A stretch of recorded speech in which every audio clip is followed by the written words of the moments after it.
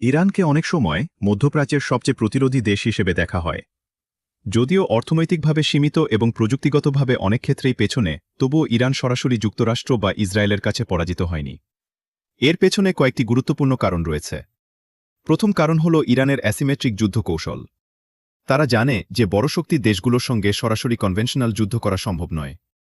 তাই ছোট, গতিশীল ইউনিট, ড্রোন, ক্ষেপণাস্ত্র এবং সাইবার সক্ষমতার মাধ্যমে আক্রমণ ও প্রতিরক্ষা চালায়। এই কৌশল শত্রুকে জটিল পরিস্থিতিতে ফেলে, যাতে সরাসরি সংঘাত হলেও ইরানকে সহজভাবে পরাজিত করা যায় না। দ্বিতীয় কারণ হল ইরানের ক্ষেপণাস্ত্র ক্ষমতা। তারা ব্যালিস্টিক মিসাইল এবং বিভিন্ন দূরপাল্লার ক্ষেপণাস্ত্র তৈরি করেছে। এই মিসাইল দ্রুত মোতায়েনযোগ্য এবং আঞ্চলিক লক্ষ্যবস্তুতে চাপ সৃষ্টি করতে সক্ষম। ফলে কোনো সরাসরি আক্রমণ ইরানের জন্য সহজ লক্ষ্য নয়।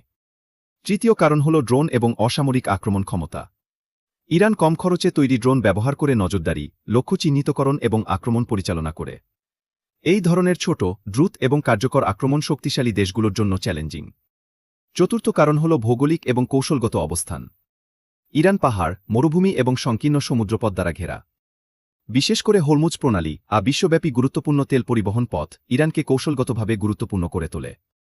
পঞ্চম কারণ হল প্রক্সি নেটওয়ার্ক এবং আঞ্চলিক প্রভাব। ইরান মধ্যপ্রাচ্যের বিভিন্ন সংগঠন ও মিত্রের মাধ্যমে সরাসরি লড়াই না করেও প্রভাব বিস্তার করে।